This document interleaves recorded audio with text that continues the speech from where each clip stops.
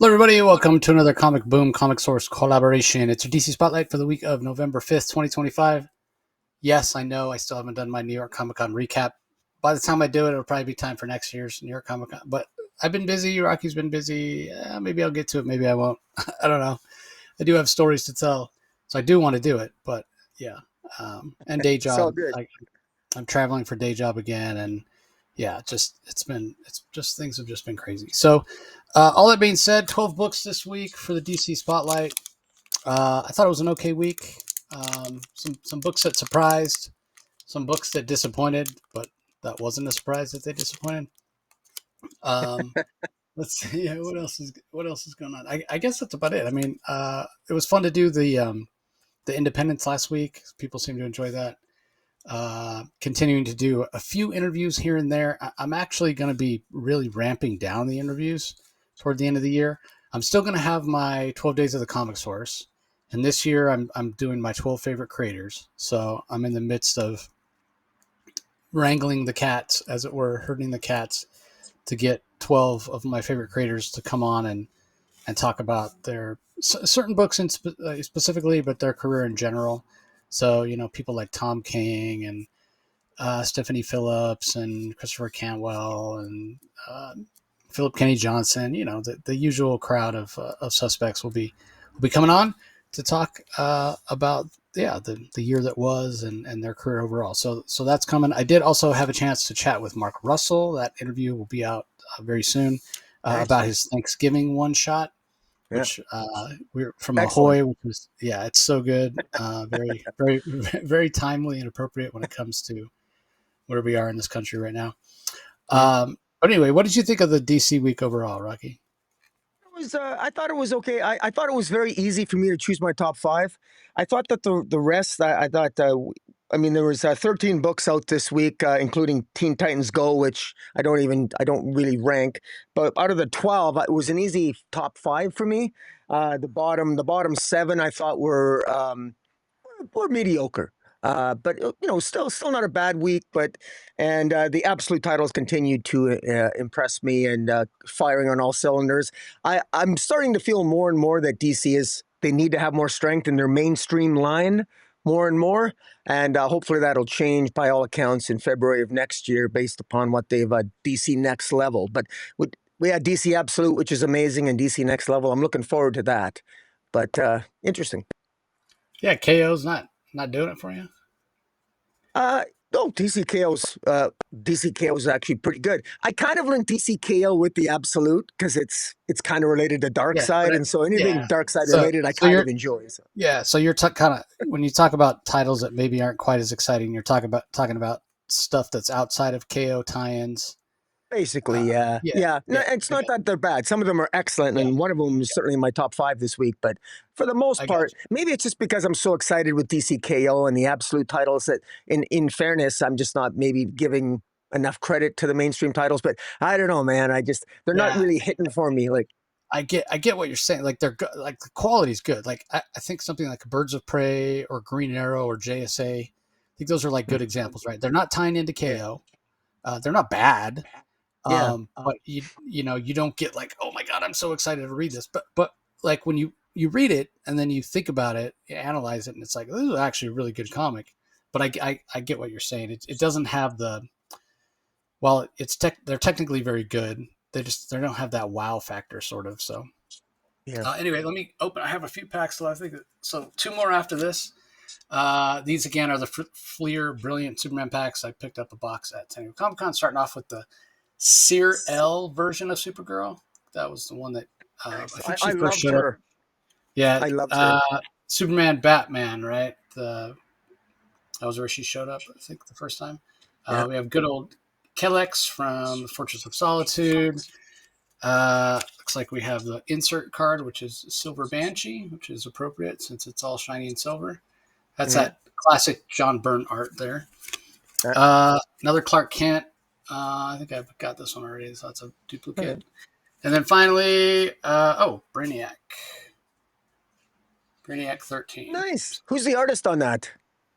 I was looking the other day. I don't know that they have the artist listed on these, which is Is it Really, Stuart or Eminem? it Emomin kind or of looks like, yeah, it kind of looks yeah. like it might be, but it's not. Yeah, it's not listed, unfortunately, which is a crime. Like you definitely need to be including the artist on these because art is Yeah, they should. fantastic. Yeah, give credit where credit's due. Yeah, Yeah. exactly. All right, let's go ahead and dive into the books this week. This one came as quite a surprise to me. First book we're going to talk about because it hasn't been landing for Rocky or I, and I think the last issue might have been our lowest rated issue of the series so far. So it's Absolute Green Lantern #8, written by Al Ewing. It was a fill-in artist last week or last month, which did the art worked better for me than it did for Rocky. But the regular series artist Junoy Lindsay comes back to handle the art and the colors on this particular issue, and then Lucas Catoni's on the letters. Now it's entitled Sojourner, and it really is sort of almost an origin, or not an origin, and not even a year one. I want to say it's a spotlight on the absolute version of Sojourner Mullen, who is the one that's been exhibiting Green Lantern powers, or the power of the green, if you will, so far in Absolute Green Lantern. Now, Mm. so many questions, way more questions than answers in this book. But and I felt very lost reading it at times. But this makes my top 5, which is the first time this has made my top 5, I think, since like the first couple of issues.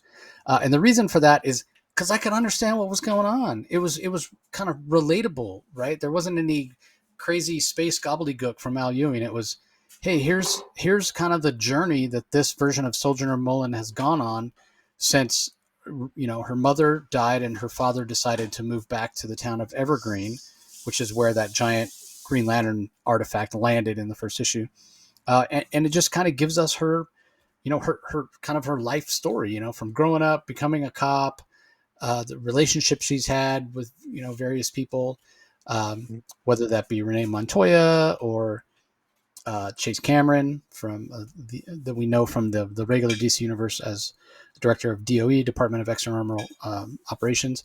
So I appreciated that. This is a grounded story. This is a grounded issue of Absolute Green Lantern, which hasn't been the case so often. So I really, really enjoyed this, and that's why it made my top 5. This is the first time since I can remember where I've read an issue of Absolute Green Lantern where I didn't have more questions after reading it than I had going into it. So I really enjoyed it.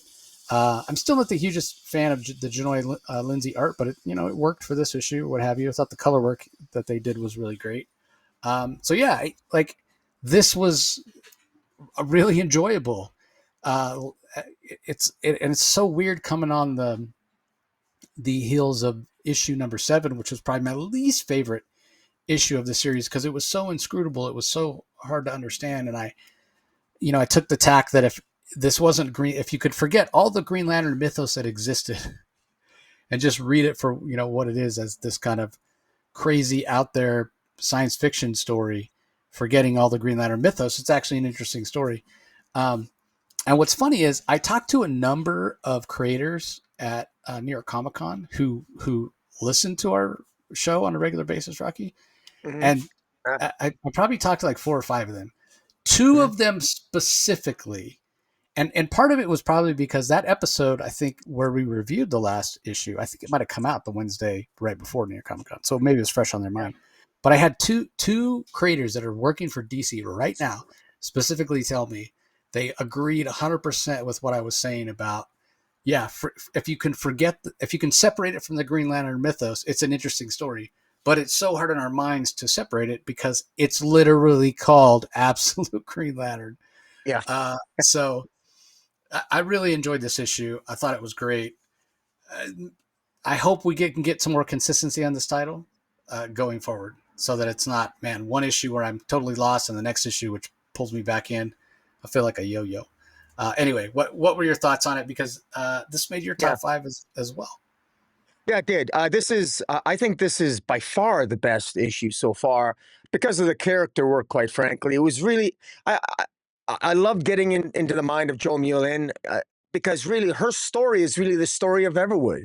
She's a young rookie cop, her background, how she's a young woman who not only has a sort of a failed marriage, but then ends up coming to terms with her sexuality, which was arguably repressed as she grew up and became younger. She had her father, who always talked about restraint and about her father herself, who her father grew up in Everwood. She grew up in Everwood, and her father, you could tell, always practiced restraint. In fact, he even gave that advice all the time. It was jammed home. He said to her, "You should practice restraint. People need to practice more restraint." Well, there was a lot of there's racism in Everwood, and you could tell her father probably practiced a lot of restraint because he didn't speak up. He didn't stand up for himself. He probably saw some racism himself, but he always practiced restraint. And even a young Hal Jordan that Joe grew up with, he thought Hal Jordan was a little bit too wild, and sort of the you could see the upbringing of Joe Mullen, and I thought it was just so well done. And she grows up, and of course, it's revealed she's also dealing with some repressed, dealing with her sexuality, and she meets Renee Montoya, and ultimately Renee is the total opposite. She's a fellow officer in Everwood, but she's got dreams of a bigger city, dreams of being a detective, and embraces the possibility of leaving Everwood, which she does, to go into a bigger city to become a detective, to Yeah, ultimately Evergreen. Evergreen. Sorry, am I saying Yeah, Everwood? yeah. I You're saying apologize. Everwood, yeah. Evergreen, yeah. Evergreen. Of course, it's Evergreen. It's Green Lantern, right? But Yeah. in any event, really good character work, and I actually like the way that it was done, and how Joe Mullen is displayed as a she's a flawed character, and it's very in keeping with the fact that um, she's in fact a rogue character. I mean, because she acquired the Green Lantern ring because she's a Tomar. She's basically a Tomar Sir, basically, because a Tomar is somebody who isn't gifted the ring, gifted the Green Lantern power. She basically took it or somehow acquired it without it being given to her. So in that sense, she's sort of a rogue. She's a rogue Green Lantern in a sense, and she is also in her own life. She's used to sort of being on the outside and sort of finding her place. And so it's in keeping with the fact that she's not only it makes sense. And it's funny that her father is always talking about practicing restraint, which is associated with the red. And so and she's the opposite of that. She likes to be more of a rebel, and at different times in her relationships, whether it was with uh uh, uh what is it, Chase Cameron, who she ultimately marries, and then of course she's unfaithful to Chase, and so she's a flawed character, and that makes her far more interesting. And for her to have come across accidentally this Green Lantern power, and the way that fits in with mythology, I think it works really, really well. And the fact that she's dealing with in Evergreen with the sort of a corrupt police department that and that's undergone some changes, and her relationship with Johnson, all these relationships. I was surprised at how much character work was done just in this one issue, and it works so well. And incidentally, I should say I'm going to be doing a separate video. I reread past issues of Absolute Green Lantern. I think I got a good handle now on the mythology. Was bothering me. I now think I have a good handle on it. That's a separate issue. Uh, but in any event, I really enjoyed this issue, and I very strongly encourage people to pick it up because I'm more curious now, because it basically ends this issue with Joe with Hal Jordan on her shoulder, basically showing up at Chase's apartment. This is months after they've broken up, and of course she needs Chase's help. And of course, and then the adventure will continue. I will say that this is issue 8. I actually think this would be a good idea if DC included 8 issues in the first trade paperback, because I think if this issue, I think it'll sell better if this 8th issue, if it was 8 issues in that first trade as opposed to just 6 or 7. I think this 8th issue is going to pull people in, because if it's just the first 7 issues, I think from a selling point of view, I think this is the best character work of the series. I would make that first trade paperback 8 issues to pull more readers in past beyond this, but that's just my opinion.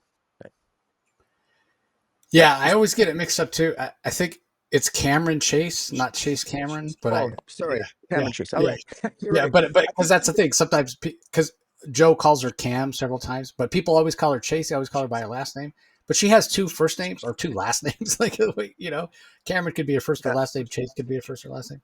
But yeah, I think it is technically Cameron Chase. But I get it mixed up several times too. So anyway, yeah, interesting. So you reread everything, and you feel like you have a better handle on the mythos now. I'm going to be doing a video on it. Actually, I'm gonna do up some thumbnails and a video on it. It's actually just a well, I don't want to spend too much time on it because I know that we said. But let's just say that it's actually pretty cool. I can see the hierarchy now with the black, red, green, and gold, and the hierarchy of how the Owens of the Omega and Alpha versus the Weaponeers of Cord. They have very different interpretations of the black, red, and green and gold spectrums, and just how they. And then you got your Ain, your Abin, and your Tomar, and each one of those have those different levels. It's sort of like levels of, you could almost compare it to Star Wars with the Jedi Knights, the Padawans, and different levels of abilities. And you can now I can now identify what John Stewart is, Hal Jordan is, what Jolene Mullen is, with the language that's been introduced in the first 7 issues. But I had to go back and reread it, and so plus I feel I owe a little bit, maybe. I'm a big DC guy, and I feel maybe I don't want to say an apology to Al Ewing, but the answers are there. I just never picked up on them, and so. But multiple reads. I think I got a decent handle on it. So I want to do a video Yeah, doing it's that. again, it's not so different from his Immortal Hulk run, and he is a huge Star Wars fan. So I'm not. Yeah, when you explain it in that terms, it doesn't make a lot of sense. All right, moving on. We have Birds of Prey number 27, the penultimate issue. Kelly Thompson as writer, Sami Basri on pencils, Vicente Cifuentes handles the inks, Adriana Lucas on colors, Clayton Cowell on letters. This didn't make my top 5, came in at number 10 for me.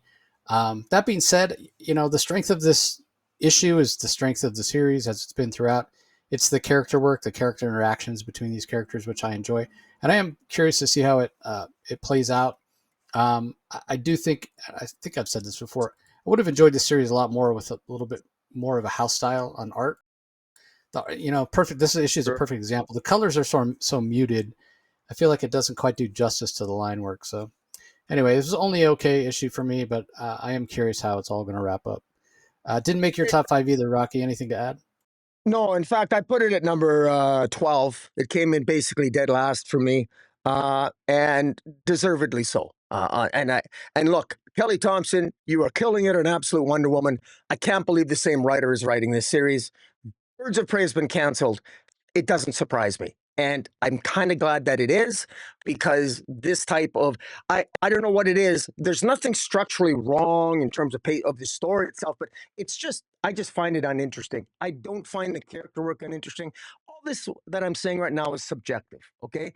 But it has been canceled, so it makes me wonder if obviously some higher ups don't necessarily, maybe they share the same thing. Uh, and I don't know. I'm not feeling this series. This whole storyline seems off to me. The shadow people the shadow army wants to steal Oracle's database, and for some reason they feel they got to create a video game to do it. And then I love the way the Birds of Prey look. I think they're awesome. I think their costumes are awesome, and yet somehow they want to dress up differently, and why? And then the art doesn't work for me. Sam Basri. I mean, it's just art subjective. It doesn't work for me. There's a lack of sexiness here, and I know people watching. It's like I'm pretty much, I could be my own meme because I'm always babbling about sexiness in TNA. But you know what? I think that's important, and I wish there was a little bit more sexiness here with these characters, and I just wish it was a little bit more interesting. It's a story, it just doesn't grab me, and I know it's got a lot of competition with DCKO and everything, but it just hasn't been hitting for me. Not that Kelly Thompson cares; she's doing absolutely stellar, an absolute Wonder Woman, and I think she made the right decision. I understand that DC would have allowed her to continue this title if she would have insisted, but I think she's following her instincts, and her instincts have served her well on Absolute Wonder Woman. And whatever she does in addition, Absolute Wonder Woman next, I'm sure she's going to, do gangbusters on that. Yeah, fair enough. All right, up next we have Batgirl number 13, The War of Shadows Part 2 by Tate Bombal. Takeshi Miyazawa on art and inks. Juan Castro also handling some inks. Mike Spicer on colors. Yeah, I mean, no surprise to anybody. This hasn't been my favorite title. Comes in at number 11 for me. It felt transitional. Felt like not much happened. didn't really get much out of it. So, yeah, I'll leave it at that. What are your thoughts on it? Well, it came in at number 6 for me. It's just out of my top 5, and that I know that probably might shock you a little bit, Chase, because Batgirl I put it in my number 1 slot in past weeks, and certainly in my top 3. But this week it fell out. It's just come in at number 6, but I still really enjoyed this. I love that we're dealing with this sort of mysterious city of Sansura that is basically controlled and run by Nisa Al Ghul, who's sort of like the lost daughter of Ra's al Ghul. She feels abandoned by Ra's, and she has dreams of creating her own city. And of course, we got these. There's this ancient battle against the Unburied, and these Unburied seem to control these. They want to travel to the Batgirl along with. Batgirl along with Angel Breaker and Jade Tagger. They all want to travel to Samsura to sort of destroy the blue poppies that are the source of additional powers that the Unburied attain. And along the way, what they discover is that maybe Nisa has been lying to them. Cassandra Cain is having visions of her mother, and she's having visions of maybe they're being manipulated. It's revealed that Angel Breaker and Nisa Al Ghul have a relationship, but Nisa can't feel, so Nisa's denying her feelings for Angel Breaker. So there's some character development there, which I think is interesting. And also, we have, I think, interesting fight scenes. I'm enjoying it. The Cassandra Cain, she feels she's worried that maybe Nisa Al Ghul is the cause of why. Maybe the Unburied are the victims here. And I sort of like that misdirection. I'm not clear now. Maybe Nisa Al Ghul is the cause of all this. Ra's al Ghul, Nisa Al Ghul, and maybe she's on the wrong side. And I sort of like that. I sort of like the tension that's being built here. And anyways, I'm also hoping to see Richard Dragon at some point. And so I've got theories. I could do my own separate video on this. I have a lot of fun with this. I won't bore people with it, but I enjoy it. Yeah, I mean, clearly breaking it all down. I wonder if you should... Sorry, I could talk for a long time, and I know, Jace, I want to keep it short here because it's not in the top 5. But anyways, I'm enjoying this. It's in my top 6.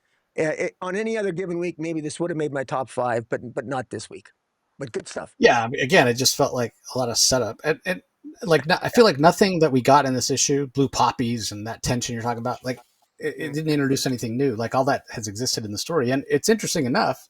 Just we didn't get anything new this particular issue. I forgot to mention. I was going to say, despite Birds of Prey being kind of low on my list, it does have a really cool variant cover with Barda from Christian Ward. Yeah, there you go. That cover just is really beautiful. None of the Batgirl covers really. I think there's only 2. Yeah, I mean that one's okay. It didn't really jump out. Whatever. So, anyway, moving on. Up next, we have Absolute Superman number 13 from writer Jason Aaron, Rafa Sandoval on art, Ulysses Areola on colors, Becca Carey on letters.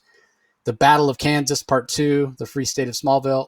I love this. It's so good. It definitely made my top 5. It made my top 3.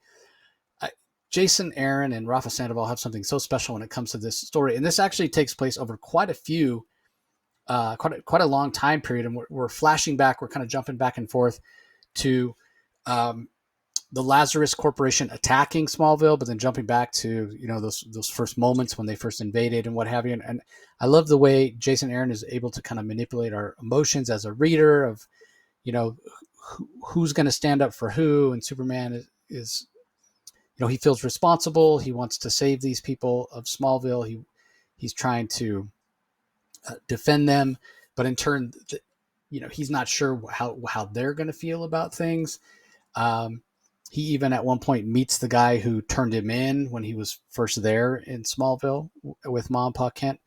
And there's a part of him, in little voice in the back of his head that, wants to kill the guy or whatever, do harm to him because of what he did. But he takes the higher road. So there's a lot of moments like that really work. But having the citizens of Smallville stand up to do their best to stand up to the Lazarus Corporation, and embrace Superman is really, really great to see. And in a way, it echoes something we're going to see in a future Action Comics with the main universe, Superboy. So I really appreciated that kind of duality. So beyond that, beyond this idea of Superman stretching himself to the absolute limit. I mean, it's not like this is a situation where Lazarus Corps, is outmanned or outgunned. They've got the numbers, and they're going to be attacking 24/7. Superman's the one kind of main sort of defense mechanism that Smallville has, and so he's sort of called on to be that defense 24/7. Now he does leverage Soul, his artificial intelligence Kryptonian, cape or what have you. It's made of red crystals from Krypton. Try to protect Smallville as well, but still, even with Soul doing whatever it can, Superman is stretched thin. And yes, Jimmy's trying to help out. Yes, Lois is trying to help out, but they're human. They can't go out there and go toe to toe with these, Lazarus weapons, giant mechs, and whatever they have. So it really is kind of a grassroots defense. There's even a scene of Jimmy and Lois kind of broadcasting pirate radio, trying to get anyone else to come and help. So you get that sense of Superman being stretched to the limit, especially because he doesn't have Soul to help him. He has kind of separated himself from Soul, and Soul's out there, trying to defend Smallville in its own way. And they've got all the people hidden underground and what have you. Unfortunately, the resources that the Lazarus Corporation has is really too much for Superman on his own. And basically, Ra's al Ghul uses Brainiac to hack into Soul. Soul's, corrupted. And Superman, being outgunned at the end, with Soul being infected, it looks like Superman's in pretty rough shape as the final page. And it's a great image with Ra's al Ghul standing over Superman with a giant kryptonite sword. Again, Soul's been corrupted by Brainiac. It's no longer red; it's now purple, which indicates it's kind of infection, it's viral infection from a technological standpoint. So the action in this issue is nonstop, which I think really shows the care that Jason Aaron is putting into the narrative, because despite the fact that almost from page one, it's action beat, action beat, action beat, action beat, he still manages to squeeze character moments in there, which is really, really great. And then from a visual perspective, it's a visual treat from Rafa Sandoval, from the main cover to fantastic, all the different bright colors from Ulysses Areola, whether it be Superman using his heat vision, or that kryptonite sword, like I mentioned, or the purple of Brainiac infecting Soul, or Soul when he's trying to build the underground bunker for all the people of Smallville to take shelter in. Like, the art is just fantastic. Both line work and color work are amazing. So, I mean, when you talk about absolute books firing on all cylinders, I mean, Superman has been, in my mind, far and away the best in quality, because it has maintained the most consistent pace of any of them. I think the artwork has maintained a consistent high quality, and every issue has felt compelling. Like, I haven't ever read an issue of Absolute Superman, and this hasn't been the case where we just talked about Absolute Green Lantern, where we're like, yeah, issue 7 was maybe the worst of the entire series, and now issue 8 is the best of the entire series. And I would have a hard time picking my favorite issue of Absolute Superman, because every one of them just hits. Yeah. Every one of them just lands. It's so good. It's so good. Yeah. And I almost feel spoiled at times by how good it is, because it's easy to kind of overlook, like you read it and you're just like, yeah, that was fantastic. That was great. But it's what I've come to expect. You know what I mean? So when I was doing my rankings, I was like, do I rank this in my top 3? Because it's kind of, right there. But, like, you can't compare. Don't compare it against itself, I guess is what I'm saying. You got to compare it against other outside books, because you compare it against itself, it's hard to see just how good it is. But you compare it to other books and you're like, oh my God, this is just amazing. So I mean, I'm just happy that I'm alive right now at this moment in time to experience the Superman story that Jason Aaron is building. And I told Jason, I think it was like 3 or 4 issues in, I think we'd gotten the story about Kal-El and him bonding with his parents, and him wanting to do his own homework and not use, the AI or whatever, and almost like be a reporter and write the truth. I think it was right after that issue came out, and I told Jason, I was like, this might be my favorite version of Superman ever, which is saying, Superman's been my favorite character since I was like 5 years old. So we're talking a lot of different versions of Superman that I've read over the years. And he was really touched by that. So anyway, I'll stop rambling about Absolute Superman. Again, ramble away. Just absolutely, absolutely amazing. So good. I'm sure anybody who's watching or listening, they're like, well, pretty clear what Jace's, book of the week is. So anyway, give us your thoughts, Rocky. Well, I got to say that it's a good thing that Al Ewing and Scott Snyder aren't necessarily beer lovers, because if they were, they'd be alcoholics, because I go back and forth between which is my favorite Absolute title. Well, it's Absolute Batman. No, it's Absolute Superman. No, it's like every time. I imagine Scott Snyder, every time he reads Absolute Superman, he goes, "God damn it, Jason Aaron. Here, hold my beer," and he's got to try to one up him. And then they have this little contest, and Jason Aaron probably reads Absolute Batman, says, "Damn it, hold my, can you do better than that? Hold my beer." And then they go back and they script something, and I've just been enjoying it, loving it too. And I mean, I know that you and I maybe sound like a couple simps here, but I mean, God damn it, this is just entertaining stuff. This issue, why did I love it so much? Look, I remember back in the day when John Byrne did Man of Steel, I developed a crush on Lois Lane, just the way John Byrne scripted her and, of course, drew her. And I got a crush here on Lois Lane here with Jason Aaron. I love that Lois Lane here. That, to me, one of the most pivotal scenes here is where Lois says to Cal, the world will know about Smallville no matter what it takes. They'll know about you. It's your story that will change everything. I believe that. I know it because it changed. Of course, it changed her. And when you when you think about it, remember absolute evil. Remember the absolute universe. Remember the type of universe that we're talking about here. It's one that's grounded in omega particles. It's grounded in darkness. Darkness has an advantage. Evil has an advantage. And we already know what happened on Absolute Krypton. That became corrupted as well. That's no surprise. The fate of Krypton, the fate of Earth. We want a different fate for Earth. The analogies are all there. Been told in the last 12 issues of the Absolute Superman. It's fantastic. Lois Lane has had a lot to lose. She's lost her father was grievously, violently murdered. She chose the wrong path. She worked for Lazarus. She was inspired by Superman. She switched sides. She was inspired by him. And in many ways, you can see already why Lois Lane is going to be the one that presumably this Superman, this who prefers to be called Kal-El, why he's going to fall in love with her. You can see it already because Lois believes in him, and she needs to get Cal, ironically enough, to believe in himself. And Cal already believes, Cal's very close to his cape, Soul, and and he's so willing to fight for these people in Smallville because all these reminders of home, the reminders of Krypton, and the reminders, we still don't know everything that Cal experienced with the destruction of Krypton. There's still so much of his story we don't know in terms of the final moments of Krypton and exactly what else Cal might have experienced. But we get inklings of it here, and you mentioned the color work's fantastic, story's great. I love how, this entire town is inspired by Superman. It's not just Lois Lane, and they're on a planet where you got to wonder, how does the government not know this? How does the government cover all this up? We already know that because if you read Absolute Evil, the government is pretty much controlled by the members of the Absolute Justice League, which is really the glorified Legion of Doom, and I can feel the sense of hopelessness that these people of Kansas must have, but at the same time, hope because it's Superman. And that really is exemplified in this issue. It's so well done. And the art, because it's so bloody consistent, the color work's fantastic. This is really, really firing on all cylinders, and great stuff.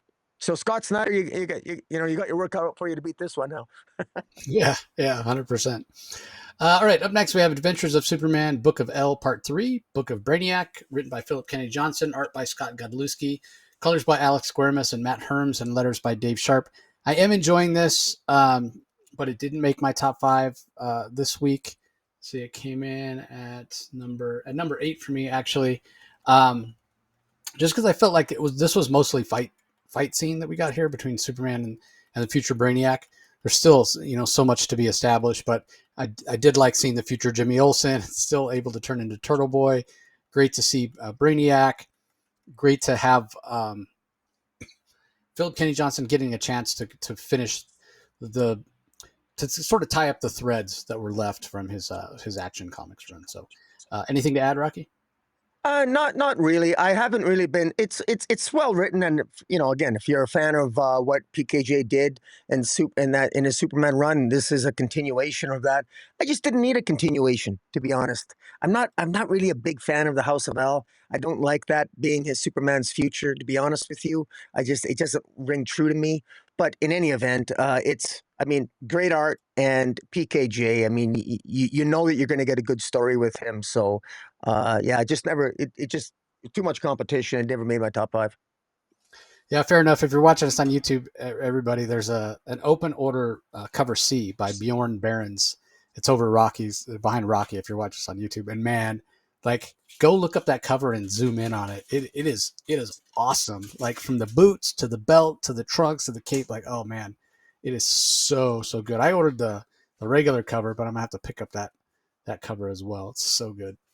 All right, up next we have Batman #3, Crown of Storms, from writer Matt Fraction, Jorge Jimenez on art, Tomeo Mora on colors, Clayton Cowell with Jorge Jimenez handling the letters. This came in, just missed my top five at #6. Easily could have made my top five. I went back and forth between this and my #5 on which one I wanted to put in, and I'll explain why I put my #5 there when I get to it. But yeah, I'm really enjoying this.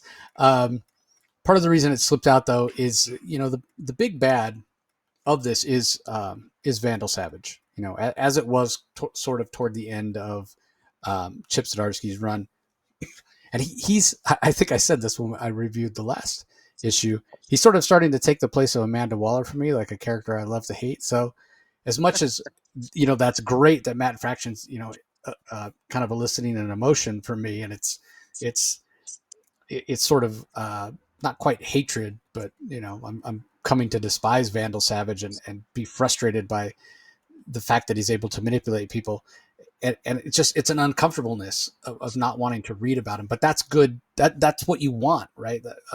It's a character you love to hate. I think that's the sort of cliched expression. So he's doing a fantastic job. The art by Jorge Jimenez is great. I love the fact that the new bat signal is literally a stuffed bat with suction cups that goes in Harvey Bullock's window in his private investigator's office. That's great.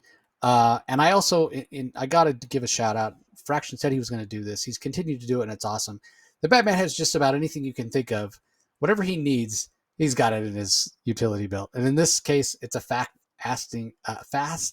acting sedative that he uses on an Edward Nigma, which is great. Like at any given time in these first 3 issues, we've seen equipment or gizmos or whatever. And Jorge Jimenez himself talked about it on the Batman panel at New York Comic Con, how much he's enjoying drawing all these different gizmos. I think in the first issue when he was fighting Killer Croc, it was those electro gauntlets where he was punching and it would kind of shock or whatever. This time it's an antipsychotic sedative. So really cool. Yeah, and most weeks this would have made my top 5, but it just missed out. So anyway, didn't make your top 5 either, Rocky. Anything to add? No, it didn't. Well, I would add that Donnie Cates of all people made a comment on X/Twitter that he made the comment a couple weeks ago that somewhat of a arrogant comment. He didn't intend it as such. He said that nobody has yet figured out what Matt Fraction is doing on Batman, as if he figured out something that the rest of us didn't. And so it makes me wonder, okay, well, what is Matt Fraction really doing here? Well, I don't know what he is doing, but it's clear that he's setting up Batman to be a bad guy in Gotham, which is the old is new again. Even Batman said that. We've seen this before. Batman set up to being a bad guy. Vandal Savage is setting up Batman to be a bad guy. He wants to set him up to frame him. Dr. Zeller might be working behind the scenes. Dr. Zeller is working with Arkham inmates working with different pharmaceuticals to try to help the inmates of Arkham. She gets grants from the Wayne Foundation The Wayne Foundation, the other board members of the Wayne Foundation disagree with Bruce Wayne. They say, why are we funding Dr. Zeller? It's not profitable. It doesn't seem to be particularly working. We can do other things. So Bruce Wayne is going his own way. There's a suggestion at the end that maybe Dr. Zeller is experimenting in bad ways on the inmates at Arkham, and you could look at the state of Riddler in this issue. He was in a pretty bad way. Is that a result of Dr. Zeller? Bruce Wayne seems to be getting involved. At least there's some romantic entanglement potentially with Dr. Zeller. And is this something where Bruce Wayne is going to be set up as well as Batman? Where's Matt Faction going with this? I don't know, but it is interesting. It's intriguing. And even though these plot lines, it's not like we haven't seen them before. There is something about the way Matt Fraction is sort of telling the tale that's very interesting. And with the bat costume and the bat and just the different, like the stealth mode and just the way things are set up and the way things are paced and just or artistically, of course, Jimenez's art is fantastic. It's very intriguing. There's even a young black kid at the beginning seems to be taking video of what looks like Batman and Robin disposing of a body, but that can't be Batman and Robin. So that's being set up, and it looks like there's going to be getting reporters involved. So it looks like that something's being set up here. That's this is leading to something much bigger, I think. But what was Donny Cates talking about? I don't know. Maybe he knows something we don't, but I just thought I'd throw that in there. Yeah, fair enough. I wasn't aware that Cates had even made that comment, but interesting if there's something that Fraction is going to do that he hasn't talked about in an interview. I mean, he did a lot of interviews when this was announced. So yeah, pretty interesting.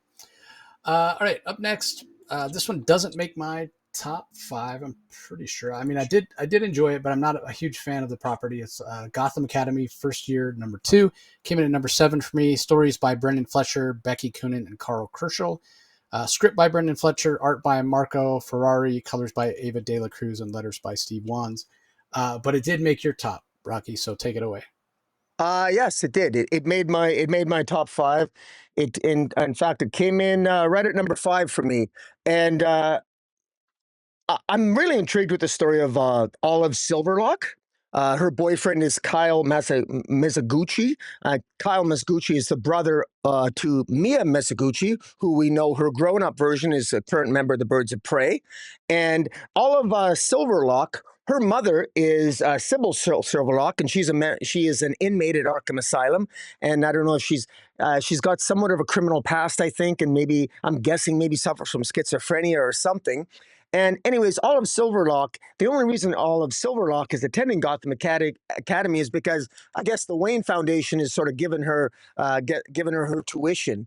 And so she feels initially out of place, but it's what writer Brenden Fletcher does so well here with great art by Carl Kessel and pardon me, Marco Ferrari is that is to set up the relationship between Olive Silverlock and Kyle. I think it's sort of like young romance, and I think it's scripted very well. The character work is really good, and the friendships that are explored are really good. The young love between Olive and Kyle. Kyle introduces Olive to his family, and she ends up befriending a young Mia Mizuguchi. And young Mia, of course, is exactly as we would imagine her to be. There have been other stories between scripting the early days of when Mia, as an older young teenager, first meets Batman and sort of does some detective work and helps Batman out, and that's in other stories. But in this one, Mia is still a young, sort of precocious, very, she's a girl sort of obsessed with almost like playing like Dungeons and Dragons and playing various, I'm assuming, board games of some kind, such thing. And she really pulls in Olive into that. Meanwhile, Olive herself fears very much that she's going to end up like her mother, and her mother, her mother is pretty much misguided, and of course is obviously suffering from some psychological difficulties. And as as Olive sort of struggles with, Olive fears that she's going to become like her mother, but she also is struggling to fit in. And as she struggles to fit in, she also has, young love, and there's some really great scenes of interaction with Kyle. And I thought what I love about this is often when they sometimes writers take a long time to get to the point. They take time to build up romance. But what I like what writer Brenden Fletcher does here is that he makes no bones about it. Olive and Kyle, they really really like each other, and so right away we got some kissing right in the middle of this. And that's what young love is. And so you get a feeling of that young love, and it's very powerful, and it works. And of course, there's probably going to be some drama along the way, because as with any kind of young love, it's always there's always elements of infatuation, and sometimes in Olive's case, because she fears becoming like her mother, and to a certain extent, she has these visions of a fire that of past trauma, and so there's a sense that there's elements of young Olive's life that feel a little bit unmanageable and out of control. And whenever you lose control of your life, you sort of grab onto those aspects of your life that you still feel you have some control over, or that you perceive you have some influence over. And in this case, for Olive, that's her relationship with Kyle, and ultimately even his young sister Mia, and Kyle and Mia's family that she meets over supper, and because she's invited there by Kyle. And I thought this worked really, really well. And it's again, the art, I think, by Marco Ferrari does just an excellent job. It's consistent with any fan of, excuse me, Gotham Academy. It's gonna you can pick this up. It's very accessible. Even this issue is accessible. You don't even have to have read the first issue, quite frankly, but that's a bonus if you do.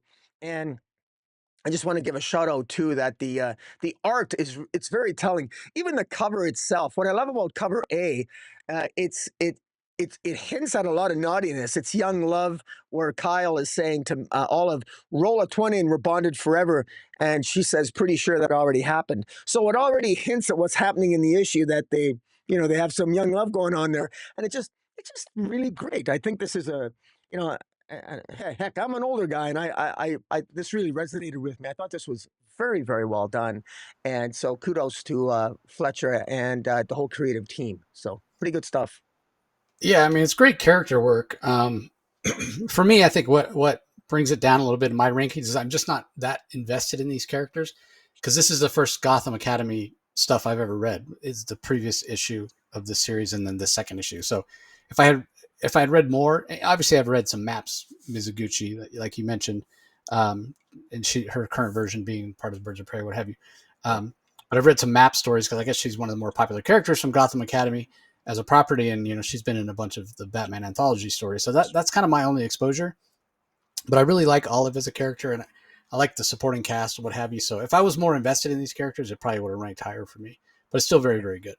Uh, all right, up next, this one surprised me as well, because I sort of feel like the same way I feel about Batgirl is kind of how I feel about the latest issue of JSA. So it's year one, chapter one, written by Jeff Lemire, great art by Gavin Goudry, colors by Luis Guerrero, letters by Steve Wands. This kind of jumps around a lot, which is fine because it's really talking about the JSA coming together, as heroes. JSA year one, so we got Our Man, we got the Al Pratt version of the Atom, we got the Hawkman and Hawkgirl, we got Sandman, we got Our Man. So, but not together.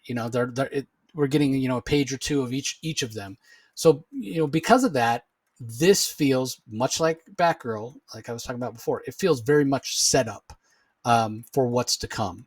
Which again, there's nothing inherently wrong with that, but it keeps me from ranking this any higher. But it is a good issue. I did enjoy it. Where did this come in for me? This came in for me at number 9. And I expect as we go on in this year one story arc from Jeff Lemire that, everything is going to start to come together and I'm going to start enjoying it more. But it did make your top 5, Rocky. So you probably have more to say than I do. It did. For the life of me, I don't know why Jeff Lemire did not start off JSA issue 1 with this. Issue 1 should have been JSA year 1. Because that first arc, I just thought it just went off all over the place, and it never really resonated with me. I really like this because it's funny. Like I've been a big fan of JSA since. I mean, I love it. I've been loving JSA. I collect All Star Squadron. I've got I got 70s issues of JSA, and I've read Jeff Johns' JSA line. I mean, it's classic, great stuff. And I'll be honest with you, I think, a JSA year one. I think we need it. I think we need an updated origin story for the JSA. I think the time is right. And because we sort of got one for the Justice League, and we're sort of in this day and age where Mark Waid is sort of rewriting and revitalizing DC's past with sort of new stories that tell past stories. I think this is perfect. And Jeff Lemire's character work it's really good. And I also like this more because these are the classic characters that we know and love. If I'm honest, I'm kind of, I think maybe because there's a lot of characters in his first, in the first 12 issues that there was just too many characters. I like this feels a little bit more tight, feels with the characters we know and love, the classic JSA characters. And I really like that. And all the stuff that we know about these characters, from the Hour Man to Alan Scott Green Lantern to the Hawks, and we know their classic origins. And it's just sort of building all that. And this really does feel like year one. But I also know that we're going to be getting something different. There's going to be some twists here that are different, as only Jeff Lemire can throw in there, and because oddly enough, it's not like Jeff Lemire didn't do that in the first 12 issues when they were battling the. Can't remember who they were battling again. Injustice Society. Justice Society, right? This is a story that I want to read because I feel that we're on the cusp of a new DC. We're with DC KO moving into the 2026. It's going to be DC Next Level. We need a revitalized JSA year one, and I think this is the story that we need. It should have started this way, but I think Jeff Lemire maybe he's found his footing now. He's got his feet wet, and I already really enjoyed this for all the reasons that you say, and you never said a bad thing about this, and it just didn't fall into your top 5. I agree with you 100%, but I put it in at number 4 for me. I enjoyed it that much, and I'm still. I have a reason now not to stop collecting it. I'll leave it on my pull list because of this. This has kept me in. I'm gonna play devil's advocate on not starting with this, and I did talk to Jeff before the first issue came out, and he talked about, I talked about what villains he was going to use, and he talked about specifically choosing to do the Injustice Society because, the Justice Society, they're big, they're iconic, they're very powerful, and he wanted big, iconic, very powerful villains to go up against him.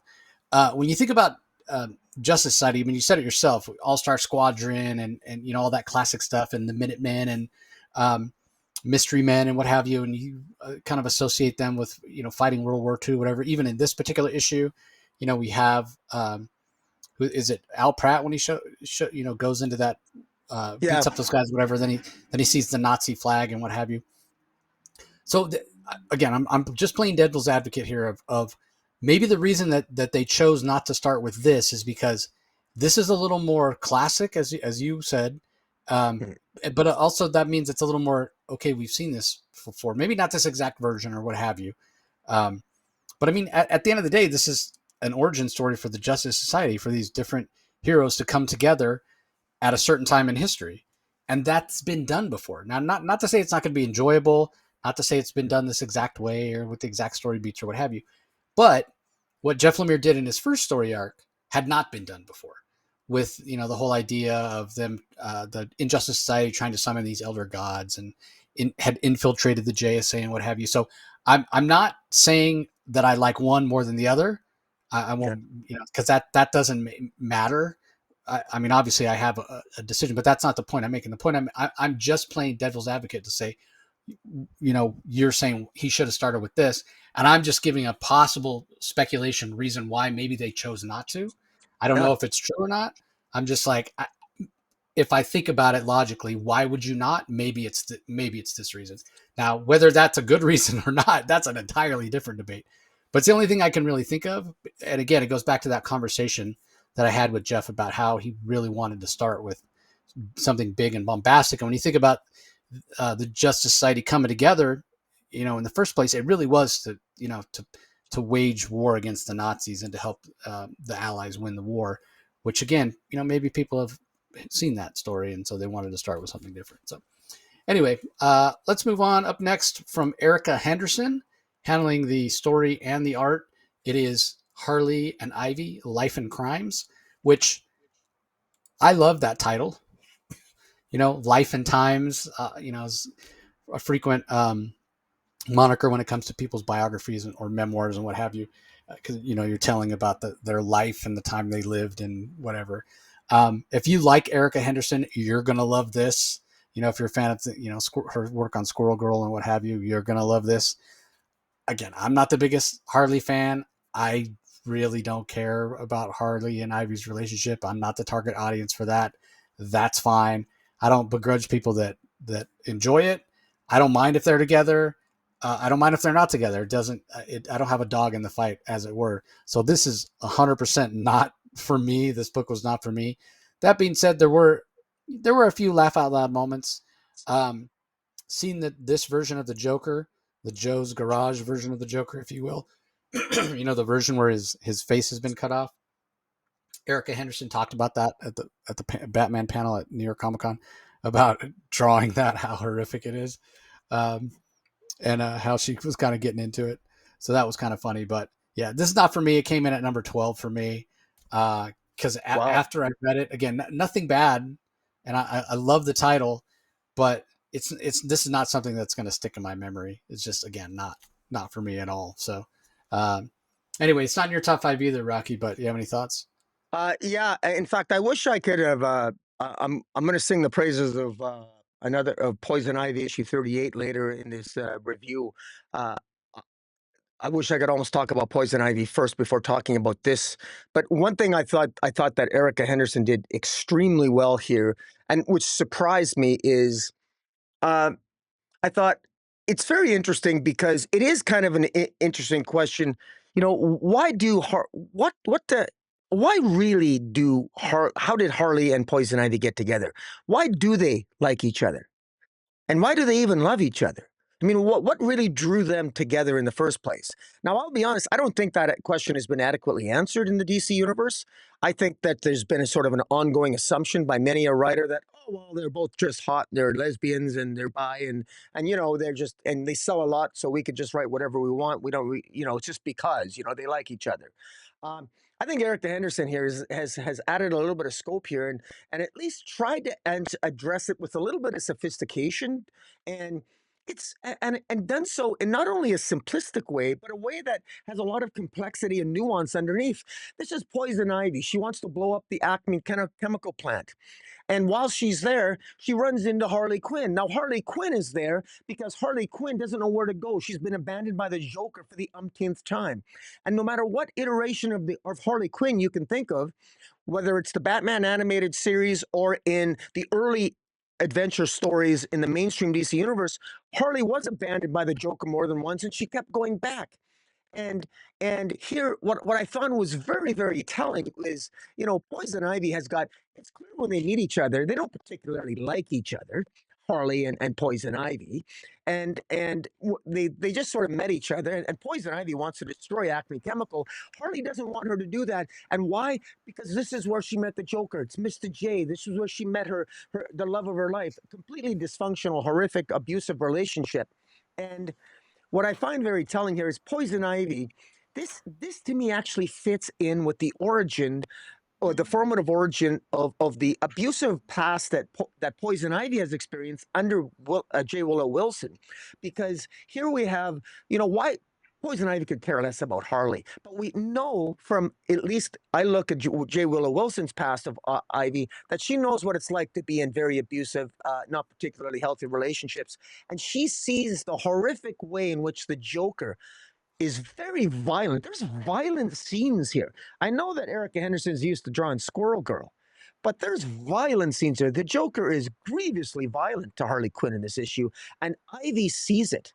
And the look on Harley, you could see it, and this is a kudos to the art by Erica Henderson. You can see that Poison Ivy's looking at the violence inflicted from the Joker on Harley, and because how dare you? You're my property, he calls her, and I've never been a big fan of believing that Harley was the victim of the Joker, but that is the narrative. And quite frankly, this is really driven home here by Erica Henderson. And you can see why Poison Ivy initially, she's going to help. She's going to rescue Harley from the Joker. And it makes sense that that's how they met. And I thought this was a really inspired way to do it. And it actually resonated with me. And it was in keeping with the characterization of J. Willow Wilson, because I could see Poison Ivy saying, screw you, you crazy clown. I'm going to rescue this woman from you. Harley might be a basket case, but you're a psychopath. And so it really worked for me for that reason. And so I got to say, I was very impressed. And she captured the horror elements of the Joker very well. Now, I know it sounds like I'm singing the praises so much. In any other week, this would have made my top 5. But as it turns out, I put it in at number 7 this week because I thought this was surprisingly good. This caught me by surprise. I wasn't expecting to like this as much as I did. Yeah, it sure sounded like it was in your top 5. You had a lot to say. You first of all, you thought about it. I didn't think about this at like, I didn't invest any time thinking about it. I mean, you're not wrong in what you're saying, but I don't know. It just, I didn't care. I didn't care enough to give this that much thought. So anyway, let's move on. Up next, DCKO Knightfight, number 1 from Joshua Williamson. Dan Mora is the artist, Triona Farrell on colors, Tom Napolitano on letters. This is, a very important book if you're invested in DCKO. What became of Batman after the Joker killed him. This is a limited series, 1 of 4. The main cover from Dan Mora is awesome.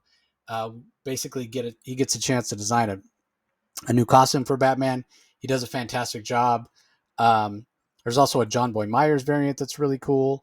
And again, this comes in at number 5 for me. And I talked about, the regular issue of regular series of Batman coming in at 6 and me flip-flopping back and forth.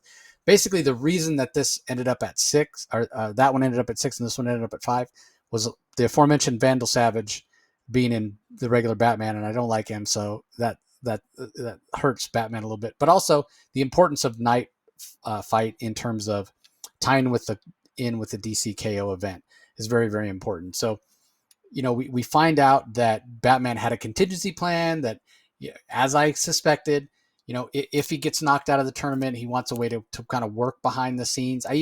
When we did our prediction bracket episode, I even said maybe he's going to lose on purpose and get himself eliminated so he can go work behind the scenes. That's exactly what he tries to do. The object that he takes into the tournament is Apocalyptic armor that has like a built-in mother box. And so once he's defeated, wherever he gets sent, he can teleport back to his Batcave, and then continue working behind the scenes to try to defeat Darkseid. But what happens is he triggers that mother box and he appears in some kind of an alternate reality far in the future where he, as Batman, has apparently given up the mantle to Dick Grayson begrudgingly. We find out at the very end that he's actually killed, I think, Tim and Damian. And Dick Grayson has taken over, and he's basically has trained anybody who wants to be a Robin gets to be a Robin, and there are all these Robin academies around the world where people train and what have you. So it's a very different reality that Bruce Wayne wakes up in, and he's trying to figure out how he got there, what's going on, did this a version of him that existed in this reality kind of go crazy, kill some of his own sons or what have you. So this first issue presents a lot of interesting questions that we don't necessarily have answers for. And I think it's a situation where it's probably somebody associated. Maybe it's the Apocalyptic Heart itself, the Dark Heart of Apocalypse or what have you, that's using Omega energy to create these, alternate realities, try to break Batman in different ways. Apparently Joker tried to kill him physically. That didn't work. So maybe now, the Omega energy is trying to kill or trying to break him in a different way, like mentally or emotionally. Don't know yet, but I have a feeling it's going to be something along those lines. But basically, in terms of, okay, from a DC fan perspective, or from the perspective of Joshua Williamson, who's writing this, what does it give him a chance to do? Well, it gives him a chance to, without any restrictions for, what can count canonically and what's going to work in terms of, we can't do that, because he's dead, or he can't do this because Batman wouldn't act that way, or whatever. No, this is like an alternate reality. Think of it like a holodeck, right? In Star Trek, Joshua Williamson can do whatever he wants to do. Bruce himself, Batman himself, can do whatever he wants to do in terms of when he's fighting against his proteges, his sons. The gloves are off. So if he wants to stab, or if he wants to kill, if he wants to break somebody's neck or whatever, I'm sure it's going to be traumatic for him. And that maybe is the point that the Heart of Apocalypse is trying to use, the psychological or emotional warfare. But it's just really cool because in terms of what Joshua Williamson can do as a creator, there's a lot of freedom there. And when you add in the Dan Mora art, I mean, it's just the kinetic energy of it, the fun of it is just amazing. And I really applaud DC. I mean, we talk all the time about the composition of covers in comics these days. And Rocky and I are of a similar mind to this. Like, I love the covers when I was growing up reading comics more so than the covers. Covers now, they're just, let's face it, they're just pinups. They're just pinups. It doesn't give you a scene from inside the book like it used to. There's typically, very rarely do we get any word balloons. Typically it's kind of is just an image without any dialogue or what have you. And although that's, you could use all that to describe this, it's a pinup, there's not that much dialogue, whatever, but it does convey the sense of action and the sense of dynamism that the story has inside. So I will give it credit for that. It's a very eye-catching cover. That's not always the case, Yeah, a lot of times we get pinups and it's like a beautiful female character or whatever, but it doesn't grab you the way this grabs you. And even the text that we get there, die to fight another day, right? Like he has died. Batman supposedly has died at the hands of the Joker, but he's reawakened to fight another day. So I really enjoyed this. I can't wait to see where it goes because of the freedom of it. Like seeing Batman, Bruce Wayne fight Batman, Dick Grayson, kind of no holds barred. Only in a situation like this where it's almost like an Elseworlds tale are we going to be able to get that. And then why it will matter for DCKO, and how Batman ended up in this alternate reality or what have you. Those are questions that remain to be answered that I think will be pretty important when it comes to the overall DCKO storyline. So, came in at number 5 for me. Dan Mora's art, super fantastic. Really enjoyed it. What'd you think, Rocky? I actually, it's funny. I hope this gets better because I've been a huge fan of the tie-in so far. This just really cries out to me in this first issue to be absolutely derivative. How many times have we seen this before? Batman fighting the Bat Family. We've seen this before. We've seen it. It's been done before hundreds of times. I just don't. I'm not excited about this. I don't know. And is he? I mean, Batman's not going to kill any member of his Bat Family. I don't understand it. I hope this is misdirection and this would go in a different way, but I don't think it is. It's called Knightfight. So I'm not excited about this at all. I think Dan Mora's art's wasted on this. I would have much rather preferred any other DC character or Batman fighting something else, something where different characters, but members of the Bat Family. This just doesn't really interest me. Now, having said that, there is some interesting plot points. And I will say that this is potentially additive to the DCKO tie-in, just like The Flash was and Superman was. So I'm getting this. I'm getting every issue. I'm just not really excited about it. I find it very interesting that the reason why Batman, the safeguard, he was very clear what he said. He said that he built that the armor, whenever if he became inactive, and he said the word inactive, not if he was killed. If he became inactive in the battlefield in the tournament, the armor would transport him, the boombox would transport him. At the end of this issue, as he's talking, and he's being very inactive because he spends most of the issue, there's limited fisticuffs, and he's talking to Nightwing, talking to Dick Grayson, who's a Batman in this future. All of a sudden, the mother box starts pinging, and then he realizes, Batman says, I think I know what's happening here, Dick. What happened with the tournament, what I have to do. And then Batman says, fight me. So out of the blue, Batman doesn't want to fight Dick Grayson throughout the issue. He wants to just figure out what's going on. But then he decides he has to fight. Now, why does Batman think he has to fight Dick Grayson? I think it's because that I don't know why, because if he remains inactive, maybe he's going to boombox somewhere else. I will almost wish he would. But what's the point? So if he's going to fight the members of the Bat family, what's the point? If he's not in the tournament anymore, I'm curious as to what you might think and other people listening. Once you read this, what do you think Batman says, he says, I think I know what's happening. Well, what does Batman think is happening?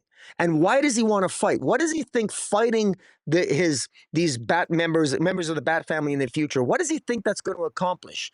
Because he's not in the tournament anymore. So is he going to satisfy some Heart of Apocalypse? If he does fight them and defeat them, does he think it's going to transport him home or give him some type of reward? I don't know. That's what's curious to me. And that's potentially additive because Batman might discover something that is useful to defeat Darkseid in this series. So that's why this series is important. I just wish, this is just my personal opinion, I would like Batman to fight other heroes in the DC universe instead of members of the Bat family. Of course, I know it's got to be members of the Bat family because it sells more comic books and Knightfight sounds cool, so I get it. But that's just my nitpick. But still, really great Dan Mora art. I hope that it goes off in some more tangents and maybe we get some more characters because it's interesting that Jason Todd and a lot of the core characters have actually been killed already. He's already killed them in this universe. So I'm wondering, is he going to boombox to different iterations of the Bat family in order to reach some certain endpoint? But anyways, good stuff. That's what I'm expecting. He's going to defeat Dick Grayson and then he's going to boombox to another different version of reality where Jason Todd is Batman or something along that line. So. Yeah, we'll see. That's cool. All right. Up next, we have Poison Ivy number 38 from writer G. Willow Wilson. Art by Marcio Takara. Arif Prianto on colors. Hassan Atzman Elhau on letters. This comes in my top 5. It comes in my top 3, actually. This book is so good. I'm dumbfounded by the fact that Poison Ivy is consistently one of the highest quality books that DC puts out month in and month out. And it's not absolute, and it's not a tie into DCKO or any of that. It's just incredible character work and incredible narrative. G. Willow Wilson weaving back, calling back to things that she put in the very first. I mean, remember, this started out as a 6-issue miniseries, and then it got extended to 12, and then it got extended to an ongoing. Janet from HR, this really fascinating character with all this depth of characterization and how important she's been to the story. She was a throwaway character. She was a throwaway character for G. Willow Wilson at first, which is why she didn't even give her last name, just tongue-in-cheek called her Janet from HR. And now she's become this very important linchpin of the story. I'm, again, just continually blown away by the quality of this story. And I'm fascinated by it. Again, I've talked so many times about, to me, Poison Ivy was such a 2-dimensional character before G. Willow Wilson got a hold of her. And I already talked about it. I don't really care much about the relationship that she has with Poison Ivy one way or the other. It didn't matter to me. It didn't make her more interesting, didn't make her less interesting, because I didn't really care about the character. But the moral quandaries that G. Willow Wilson has put Pamela Isley through, her relevance as somebody who's a champion for the green, for Earth, trying to protect the environment from humans, which is very relevant these days. Interest of full disclosure, I've read next week's Poison Ivy annual already, so that kind of colors my outlook on this a little bit, but not really, because as soon as I finished reading this, I just kind of stopped. I paused and just kind of reflected on just how good this book is, and the interesting characters that G. Willow Wilson has created, from Peter Undine to Janet from HR that I already mentioned, the Gardener, which I think James Tynion was actually the creator of the Gardener character, but Julia Wilson is the one that tied her to Pamela Isley in the early days at the university, along with Jason Woodrow and Alec Holland and what have you. And just, she's fleshed out, she's given such depth to Poison Ivy as a character that I don't think, you can never go back. You can never go back and just have Poison Ivy as like a Batman rogues villain. She's got too much depth and too much character. I almost feel like, and I'm sure Julia Wilson would dissemble if I, were to say this, or she were to hear me say this or what have you. But what G. Willow Wilson has done for Poison Ivy, the closest thing I can liken it to is what Alan Moore did for Swamp Thing, in terms of elevating the character, adding in depth, adding in richness, and positioning the character so that other creators can come in at a later time and tell really interesting stories with the character, because she's no longer just that two-dimensional, hey, I want to blow up oil refineries, or I want to stop big pharma from poisoning the environment, or whatever. She has just added this complexity to the character, and again, those moral quandaries of even Poison Ivy, her questioning herself, like, what am I a hero? Am I a villain? Why do I hurt the ones I care about? Like, why am I making the choices? Like, it's amazing. It's just incredible, the depth of storytelling, the depth of character work that G. Willow Wilson has done. And Marcio Takara, who's been pretty much on the series from the start, along with G. Willow Wilson. I've said before, I'm not the biggest fan of his style of artwork, but his style of artwork just is perfectly suited for the organic feel of Poison Ivy. It's just awesome. And then if you're watching us on YouTube, Rocky doesn't have the whole cover up there, but there's a cover by Nubovich where she's Poison Ivy's kind of laying back, and she's wearing like this very almost her traditional like leaf bikini outfit, but showing a lot of skin, and it's gorgeous. This again is one of these situations where I typically order cover A, but now I'm gonna have to buy a cover B too, because it's just so beautiful. So yeah, when we talk about a femme fatale in the hands of G. Willow Wilson, that's 100% what Poison Ivy has become, but also so much more than that. A cerebral character, at times a compassionate character, just such a complex character, complex in the way that we as like living, breathing human beings are complex, because none of us are one thing. You're one thing to your daughter, you're her father, you're another thing to your wife, you're her husband, you're a son, you're a brother, you're an employee, whatever other roles you play in your life. And that's really what Pamela Isley has become in the hands of G. Willow Wilson. She's become this multifaceted character. And again, like I'm sure G. Willow Wilson would push back on it, but 100%. Yeah. The closest comparison I can think of is what Alan Moore did to Swamp Thing is what G. Willow Wilson has done for Poison Ivy. I don't. Somebody can argue with me if they want, but I think time's going to prove me correct. So yeah, I think you're right. The most impressive thing I can say about J. Willow Wilson is that, and this is a high compliment, is that she's not afraid to make Poison Ivy unlikable. Because there have been times I haven't liked this character. And guess what? There are times that Janet from HR didn't like Poison Ivy. And what really stands out in this issue, Poison Ivy, what was so brilliantly done here is J. Willow Wilson, it's almost as if she still remembers comments from guys like you and me at the beginning of this series where we said, Poison Ivy's a villain, isn't she? You're making her good? You're making her into a hero? I don't like this. She's a villain. J. Willow Wilson has created that dichotomy, and she's done so brilliantly by making Poison Ivy the balance between the green and the gray. The green represented by Bog Venus, and the gray represented by Xylon. And what is so powerful about the imagery, what's so powerful about it, is that Poison Ivy herself represents a duality between, frankly, good and evil. Uh,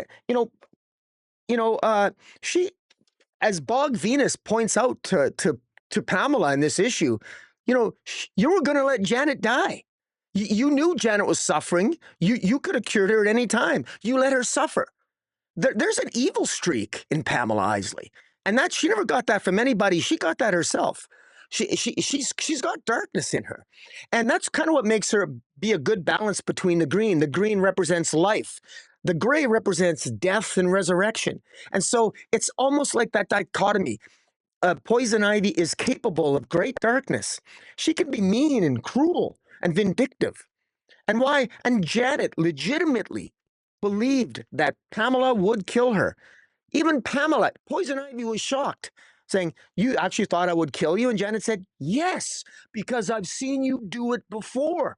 And I'm thinking to myself as a reader, Yes, you nailed it. Of course, Janet should be terrified, but she still loves Pamela, but she knows that Pamela is capable of killing even her because she's seen her do it before. And we've seen it in past issues because of J. Willow Wilson's fantastic character work. That's what I love about this. And at the end here, you see Pamela sort of realize herself, finally embracing a kind of redemption thanks to Janet from HR. Janet selflessly loves Poison Ivy, notwithstanding all the flaws of character that represent Poison Ivy, the complexity of her character, the nuances of her abusive relationships in the past. And this is why I wanted to say this in conjunction with my comments with what Erica Henderson was doing over with the Harley and Ivy life and crimes, and that is to say that I think I've never seen this level of complexity or scripting between Poison Ivy and Harley Quinn. I think Janet from HR, the character work between Janet from HR and Pamela has been superior to anything I've seen thus far in the history of the relationship between Poison Ivy and Harley Quinn. And anybody who disagrees with me on that, that's okay. Leave your comments and tell me why and direct me where because this to me is fantastic character work. Because I see Pamela, has she ever had this level of honesty, an honest discussion with Harley that she's had with Janet? I don't think so. This is actually interesting, and Janet gets it. Janet gets that Poison Ivy is royally screwed up, and Ivy lets Janet know that you know um, she wants to protect her. She's not going to let Janet die.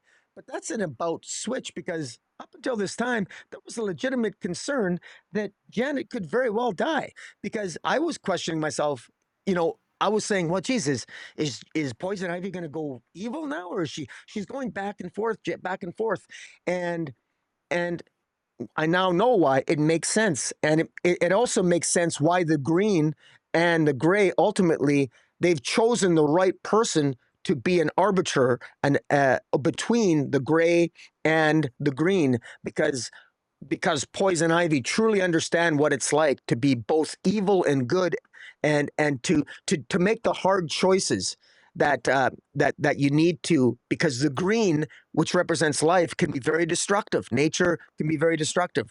Well, so can death, obviously, and resurrection can be destructive as well.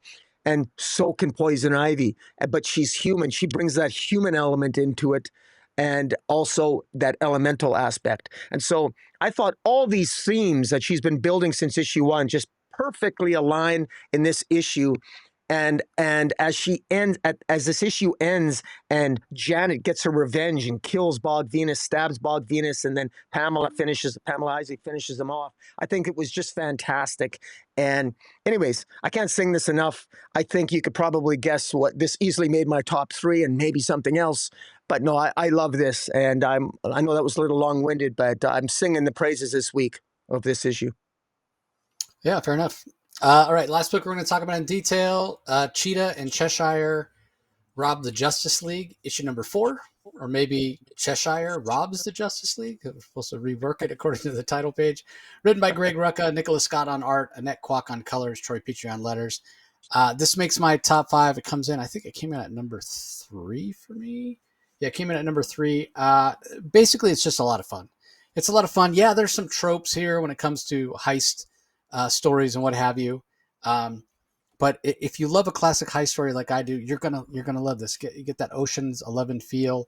The art by Nicola Scott is gorgeous. Color work is awesome.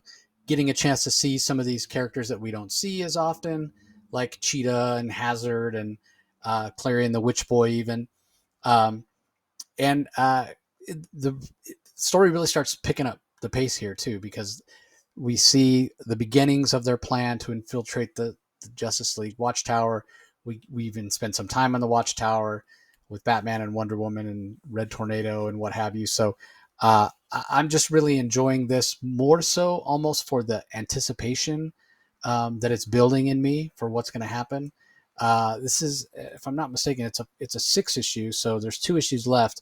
So I imagine next issue will probably have like the big moment of the heist where something will go terribly wrong.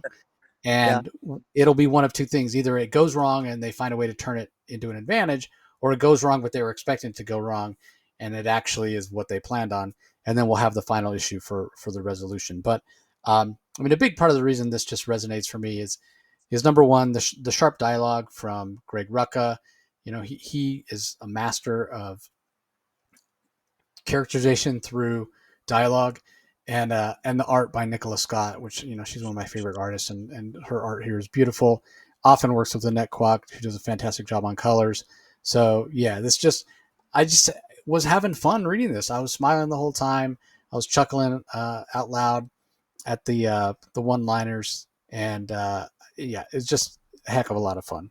That's all I can say. So I was kind of surprised it didn't make your top five, Rocky, but I mean, I know it was a pretty strong week. Yeah. So Well, yeah, it was. In fact, I put this actually I put this in at number 9 for me. It just, I thought it was, again, it was just set up. And I understand it completely makes sense to me, but it was just no buts. It was good. It was very good. And I want to give a shout out to the variant cover, which those watching on YouTube, it's above my head. It's a variant cover by Mirka Andolfo and Gerald Perro. I believe it's absolutely beautiful. It's stunning. If I can acquire it, I got it on order. I hope I get it. I don't think it's a ratio variant. So, but it's gorgeous. But yeah, yeah, I think it's just a B cover, so you should be able to get your hands on it. yeah, it's really good stuff. I want to give a shout out. I like the character work. I love that there's scenes where the cheetah when they come up with their plan, you know, Cheetah at one point is the one that's supposed to initially infiltrate the satellite, and of course, when they find out that Wonder Woman's on call duty, they all realize, you know, Cheetah, there's no way that you're going to go there. I mean, you and Wonder Woman. I mean, the best line in the comic is when, because it's so true. The best line in the comic is when Cheshire says to Cheetah, to the effect that Cheetah, you can't be there. Whenever you and Wonder Woman get together, it always ends in a cry fest. And it's so true because it's so true. I believe the last time Greg Rucka wrote Cheetah and Wonder Woman meeting, they ended up crying, hugging each other. And in fact, even the last time Tom King wrote Cheetah and Yep. Wonder Woman together, they ended up crying in each other's arms.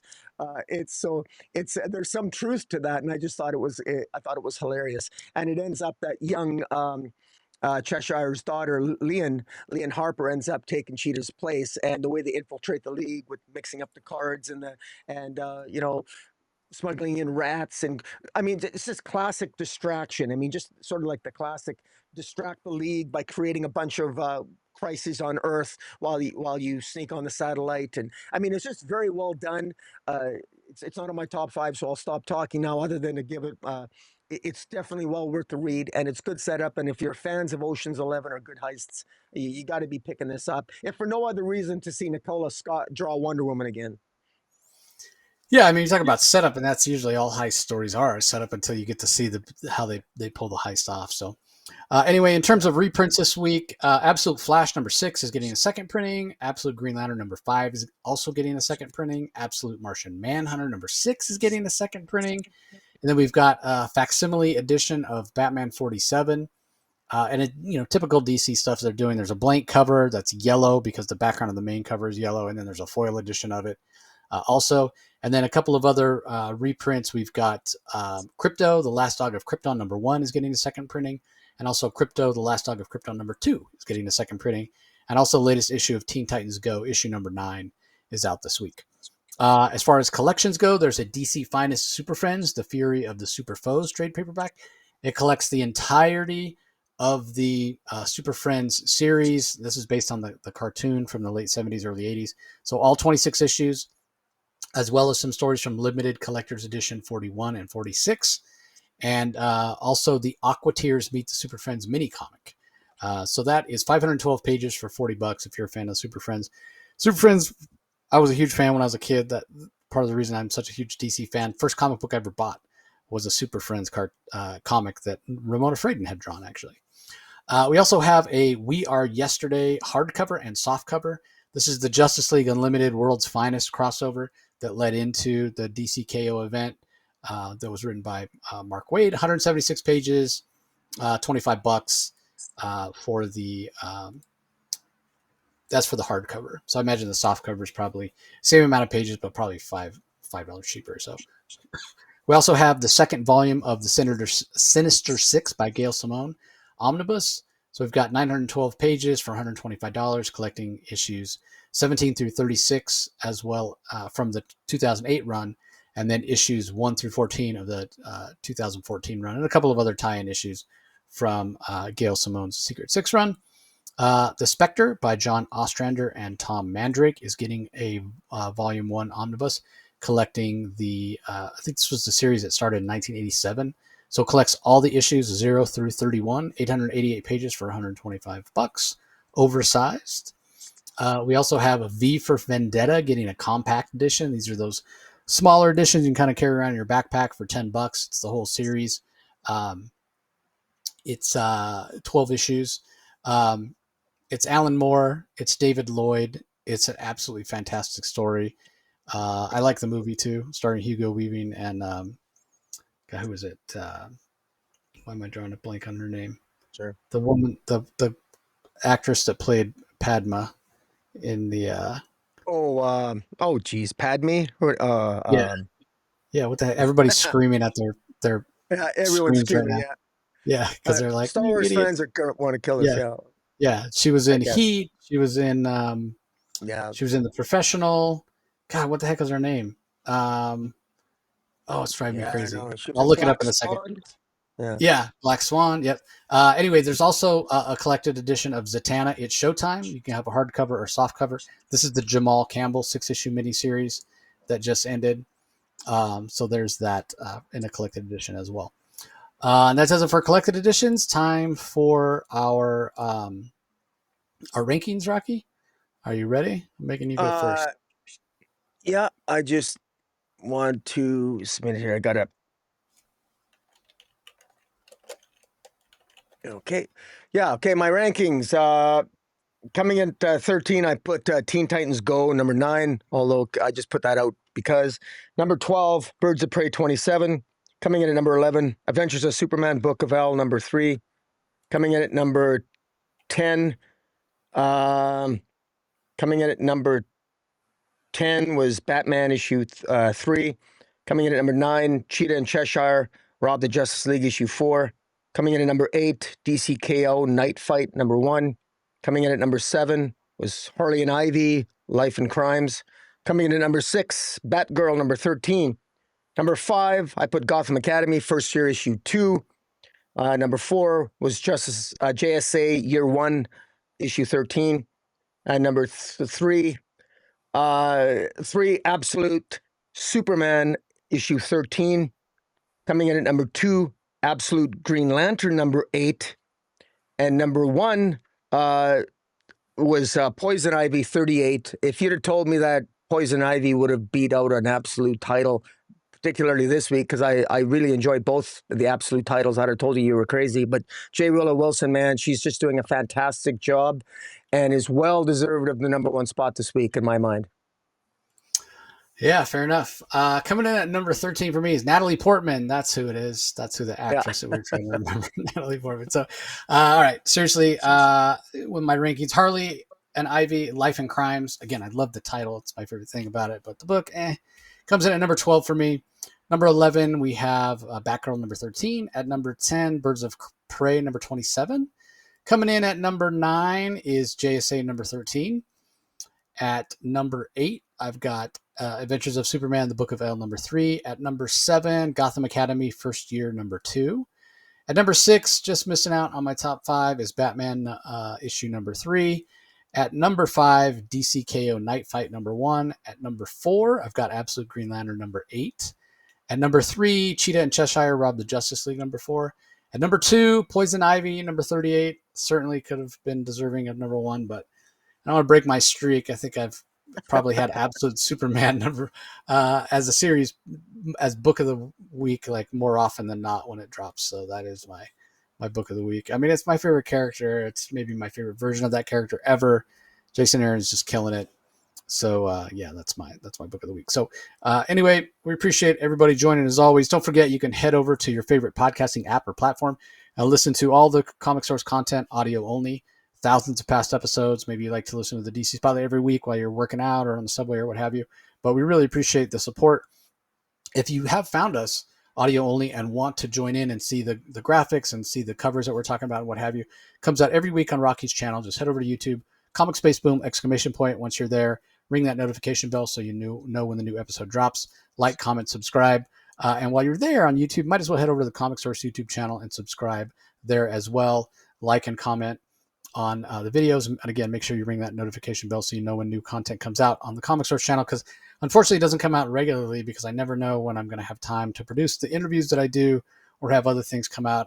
Part of the reason I mentioned it at the top that I'm kind of trying to scale back on interviews, and I say that, and then, people, I think I got 2 or 3 emails today and I said yes to 2 of them, but I am actively trying to kind of wind down the interviews other than the ones from my 12 Days of the Comic Source episodes, because I want to do a little bit of education for myself for some software or what have you. So when the new year starts, there's a couple of things that I want to get up off the ground that I can release on a regular basis, like get back to the Spawn Daily, get back to maybe doing some other narratives of basically reading orders and chronologies and what have you.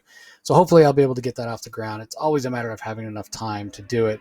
And then I still would love to do the weekly live show with covering independent books. We used to do the Indie Spotlight. We started out the year doing it. It's hard to read that many books and in a timely fashion and talk about them and what have you. But anyway, trying to commit to doing more for you guys because you seem to really enjoy it. And we really appreciate the support. So with all that being said, be sure to leave some comments below. Let us know what you thought of the books this week. And I think that's going to do it. So I'm on the road on a plane for the rest of the week. Hopefully I'll make it back home by the weekend. We'll see. But anyway, that's going to do it for this episode. Yeah, Rocky and I were talking about it before. It's like total first world problem to go to these places. But at the same time, it's like people hear, oh, you're going to this place, you're going to that place. It's like, yeah, but I'm not really going to that place. I'm going to a hotel in that city, and I'm going to inside my restaurant in that city. That's really the only times that I'm, it's not like I'm out sightseeing or getting to enjoy much of, if any, of the local, culture or what have you. So yeah. It's more, honestly, the best thing about traveling for my job is getting hotel points and airline miles.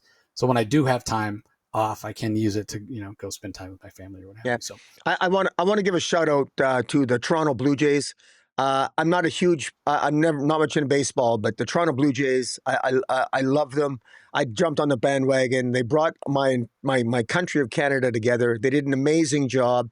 They took the LA Dodgers to Game 7. They almost won it. It was a heartbreaking loss, but it was such a fantastic World Series. And dare I say, I think it even brought some Americans and Canadians together. And I think that's what we need. We need sort of that. It was a good feeling, and I got together with my family, and we had a great time. And I think that's what we need more of. And I like to think comic books does that too. So I just wanted to say that. Yeah, first World Series in like nearly 40 years where I didn't watch a single pitch because I don't really care for either of those teams. I really don't like the Dodgers. The Texas Rangers and Toronto Blue Jays have animosity, so I couldn't in good con. But if I had to choose, gun to my head, I would have had the Dodgers lose. And it sure seemed like the Blue Jays had it won. So to see them lose in that fashion, yeah, like you said, heartbreaking. But we've got probably one more season of baseball before we got a work stoppage that's going to last a long time. Because the owners are greedy and so are the players. The owners want a salary cap, and the players are never going to agree to it. Last time this happened, it was a 7.5 month strike with no baseball. I think it's going to last even longer this time. But anyway, that's a podcast for another day. Appreciate you joining as always, everybody. We'll talk to you next time. Catch you later.